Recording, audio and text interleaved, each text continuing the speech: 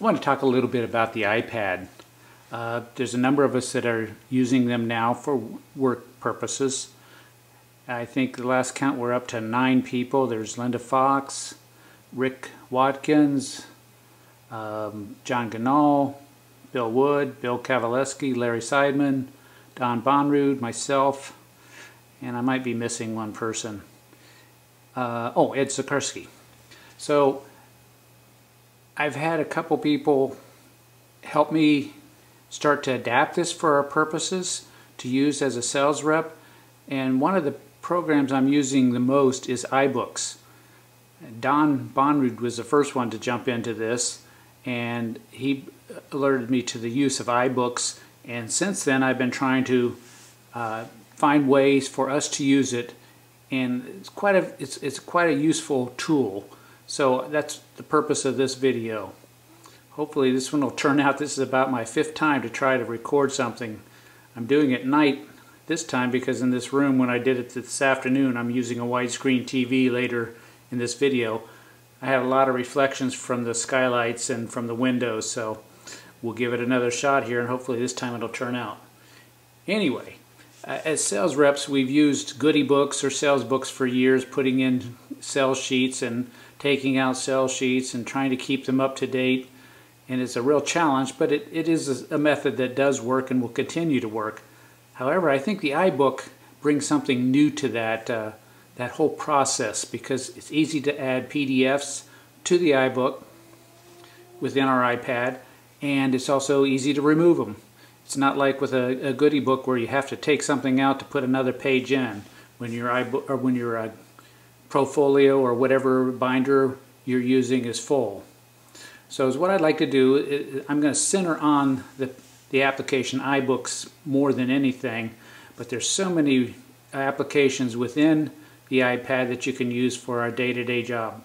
For instance, besides iBooks, which I'll get into in a minute, you have such things as a browser, and it comes loaded with Safari, which is Apple's main browser. So you can get on the internet, and there's, as you know, there's 2 styles of iPads. There's one with 3G or 4G built in so that you're not limited to using Wi-Fi, and then there's the Wi-Fi model, and both are very useful. There's also a mail program so you can check your emails at all times. One of the things I found is useful was when I'm in an account and I need something, I can either surf to it on the internet if it's something on our website and download it, or somewhere else. I also have a program on here that allows me to log into my desktop at home, which I'll mention later. So if I have something on my home computer, I can download it right to my iPad and use it when I'm with an account. And then there's a number of other programs. I have, if you'll see in the top left corner, I have a contact program that I have every one of my contacts in. There's over 1,000. There's a camera, so if I want to be out in the store and I'm looking at relaying their planogram, I can take pictures, or I can take a movie of it and save it to my iPad to review at home exactly what I want to do. Of course, in the upper right hand corner there's calendar, and those can all be synced with your home computer so that you have the same information at home as you have on your iPad.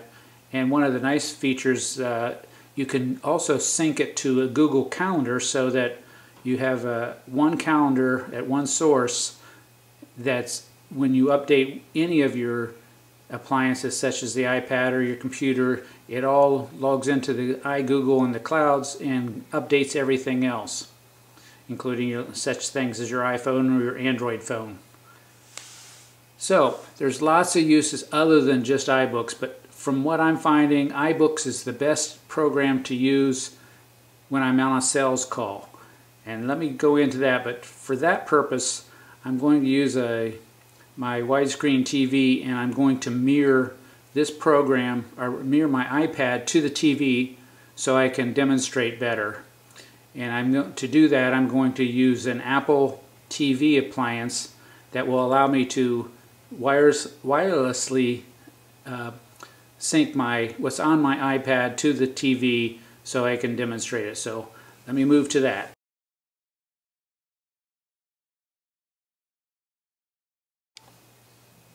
Okay, now you can see my iPad is being mirrored onto my widescreen TV. It's via a little device called Apple TV, just in case you're wondering how the technology works. There's two ways to get through Apple TV to get whatever on your iPad onto your TV. One is streaming, and you can only stream videos or music to your TV. You can also stream what's on your computers in your house too through this device. But any other program or any other thing running on your iPad will not stream to your TV. So they came up with mirroring, which allows you to show anything on your TV screen. So as I mentioned, I wanted to focus on iBooks, which is here on my screen.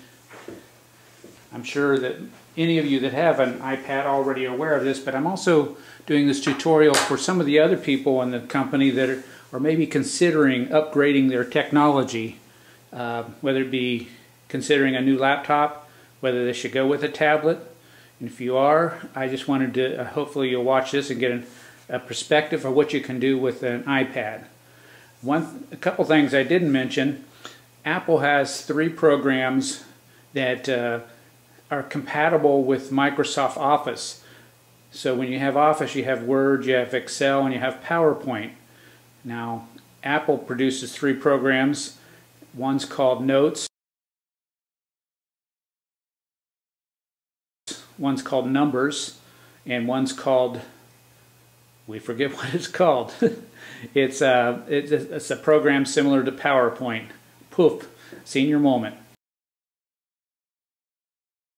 You can import any Microsoft Office documents into these programs, edit them, save them, and they'll still open in one of the Microsoft programs as well. So it's completely compatible back and forth. But to move on to iBooks, when it was first developed on the first iPad, it was only for books. It was created as an e-book reader because of the Amazon Kindle and later the Barnes & Noble Nook and some of the other ones that are out there. Apple also wanted to have a e-book reader so that the iPad had multiple functions. So they developed iBook. It's a program that is, or an application that is built into your iPad. It's one of Apple's many applications that comes with the iPad. But originally, as I said, it was strictly for books. Let me open it, and I'm going to open it in the book section here. Maybe. Here we go. I do have some books in there. Let me change the view of them. But books that are put in there are in PDF format, even though they're books. So a book such as, let's pick, well, whatever. I don't even know what I'm picking here. Let me just grab one of them here. A pocket dictionary. This is really a PDF, even though it looks like a book. I'm just flipping the pages, which for some reason is working rather slow. Anyway, let me go back to the library. So it wasn't long before, there we go, it's waking up. So for some reason I'm having some latency going to the TV. Anyway, it wasn't long before people realized that these are PDFs, so why can't I just put any PDF document in there? And so they started adding PDF documents to iBooks. And so Apple, when they updated the operating system, which they call iOS, they decided to add a second category. So they added a category called PDFs. I happen to have one in there right now, but those were the only 2 categories, the top 2, books and PDFs. Well, with another upgrade, they decided to give you the features that you could add your own categories, which I often, and I may inadvertently call them folders in the process of this video. So categories, well, I should say collections. It says collections up here, categories, folders. I'm using those interchangeably. So as you can see, I've created a lot of different categories or collections that I want to use for my purposes, because once you start adding a number of PDFs to this, and they're all in the same folder, it becomes overwhelming. and it's easier if I can put them into separate folders since it's much easier to find things I'm looking for. For instance, at the bottom you'll see Route 48, so obviously I put all the Route 48 PDFs in there so it's easy to flip to them real quickly. And Apple has also made this very easy to add PDFs to. I found at least 4, and I'm sure there's multiple ways to add a PDF. And I'm going to show you several of those, or I'm going to show you the 4 that I know of. And if some of the things I'm showing you tonight, you say, man, he missed this or missed that, please let me know so I can share that with everyone else. It's sort of a learning experience. One of the strange things about this, Apple hasn't really documented iBooks real closely. I guess their original intention, just to make it a e-reader, doesn't require a lot of documentation. I've gone to their website. They have a little bit of information there.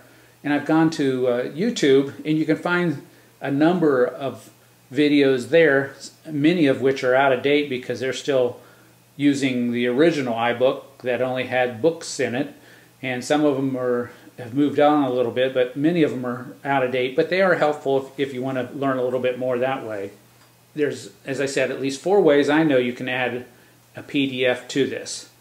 One is through your computer. You would have to have iTunes installed on your computer, and from iTunes you drop your PDF into a library that's called Books. And I'm not going to go into this in great detail because I'm actually going to show you on the computer how to do it. Doesn't matter whether you're on a Mac or a PC, they both work the same. So I'll come back to that later. Second method to add books, let me close this first. To